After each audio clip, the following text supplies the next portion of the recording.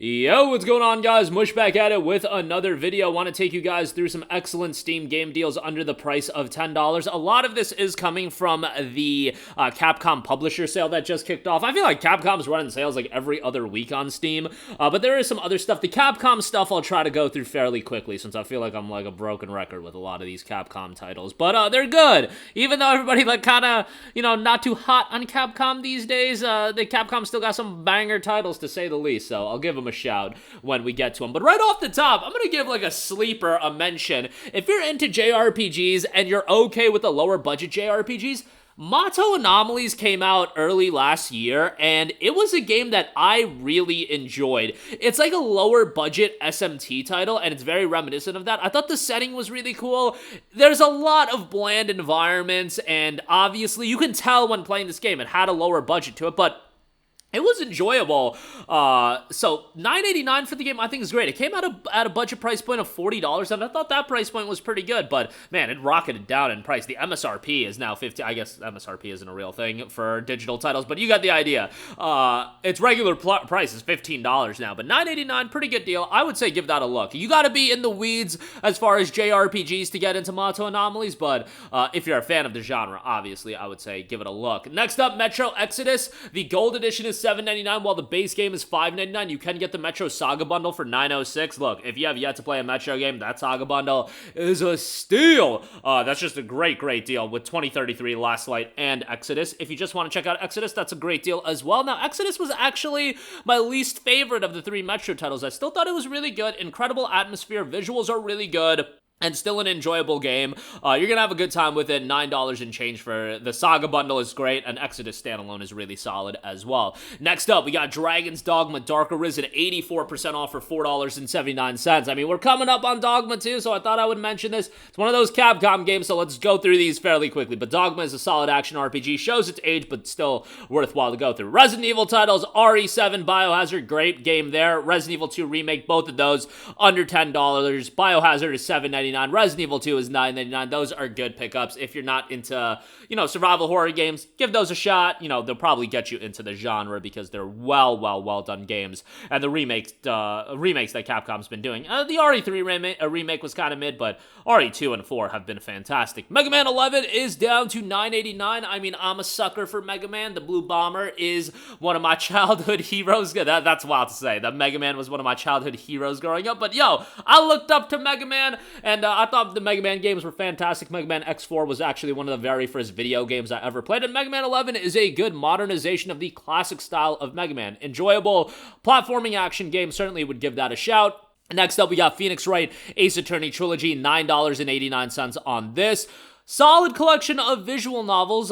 You gotta be into the genre. Phoenix Wright is one of those franchises that I feel like as a VN, a lot of other people that aren't into the genre checked it out as well. Maybe they found it a little off-putting, but if you're into narrative-driven titles, like Phoenix Wright's a damn good one. Just keep in mind, these are DS, Game Boy games. Like, you're not expecting blow-away visuals here. And really, if you want to get into visual novels, the one that I would probably recommend is AI, The Somnium Files. I think that's a really good one if you want to get into the genre. But Phoenix Wright has more cachet in terms of an IP, so maybe you want to check that one out for $9.89. Okay, so those are all of the Capcom deals, I believe, so check those out. The links are in the description box below. Next up, we got Frostpunk. The base game is 80% off for $5.99. I would have a gander at the Game of the Year edition, which is 80% off for $12.75. If you want to get the base game, that's fine. 11-Bit Studios has done a fantastic job of making games that really pull at the heartstrings. Frostpunk being one of them. This War of Mine. Frostpunk 2 is in development as well. Frostpunk is a really well-done city-building survival game, and this genre isn't really my cup of tea. So I can't tell you the X's and O's in terms of how it compares to every other survival game and break it down, and city builder, and break it down from a mechanical standpoint. What I can tell you, it's an incredibly compelling game from an atmosphere and setting standpoint and decision-making standpoint, and from those factors, I really did enjoy the game. $5.99, great price on that, and Game of the Year edition, solid pickup as well. Next up, we got a Plague Tale Innocence, 80% off for $7.99. What a tremendous story-driven title, and I give Asabo Studio a lot of credit, because to pop off with a narrative-driven single-player title that's relatively big budget and it's a new IP, Very difficult to do all of those things. That's a very, very difficult game to win. You look at all of the story-driven and single-player new IPs that have come out over the last few years, done by unknown studios. Few and far between to pop off, but a Plague Tale Innocence and a Plague Tale in general has really popped off, and that's because it has an incredible atmosphere, has an incredible ambiance. They get the tone of this game so right, and even as a narrative-driven title, give it 30 minutes and it gets into the thick of things and it will hook you. For $7.99, I think this is a great price, and I would definitely give it a pickup. Speaking of narrative-driven games, Vampyr is a solid shout as well for $7.99. Now, Vampyr isn't as good as Plague Tale, but it still gets that element of having a good tone, and the setting is really good, voice acting's good, you got a pretty compelling main character. Gameplay isn't anything to write home about, but I think it has some fun to be had. At $8, it's a pretty good buy, so I would say check that out. Next up, we got Red Faction Guerrilla Re-Mars-tered Edition. I really hate the name of Re-Mars-tered Edition, and I've said that over and over again. I just think it's an awful name, and I get it. It's a play on words. I'm not dumb I am dumb, but I'm not that dumb. $3.99, however, this is a great game, and I played this initially back in June of 2009 when it came out on PS3, and I remember really liking it. Bro, you tell a teenager that there's an open world game where you can run around with a sledgehammer and smash things into pieces, and the destructibility, it was super easy to promote this game to me as a 13-year-old at the time, or 14-year-old.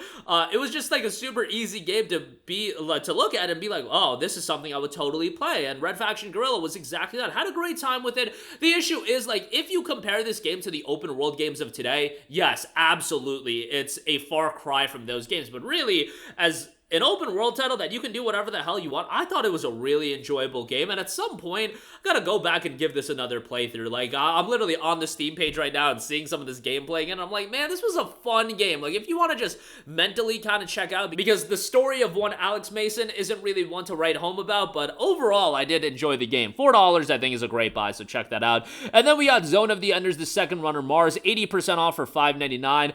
I'm into action mecha titles. Obviously, if you're looking for a premier action mecha game, the one you want to look at is Armored Core 6, but Armored Core 6 still goes for a premier price point, so how about we wait for that to see a little bit of a deeper discount? It is a From Software game, so it'll probably hold up for a while, but as a part of this Dino v Robot sale, you got this down to $5.99. This was done by Hideo Kojima. Great soundtrack into it. A little bit wacky in terms of certain elements, but overall the gameplay is good, and we need more big budget mecha titles, so, you know, Zone of the Enders obviously came out a while ago. This is an upgraded release of Zone of the Enders 2, but still a solid pickup all around. But that is going to do it for me. Again, a lot of great deals available right now. I'll leave a link to all of them. Wanted to give some other, you know, low-key mentions, particularly Mato Anomalies, since I'm pretty sure that's a game a lot of you aren't even familiar with, but that'll do it for me. Let me know all of your thoughts in the comments section down below.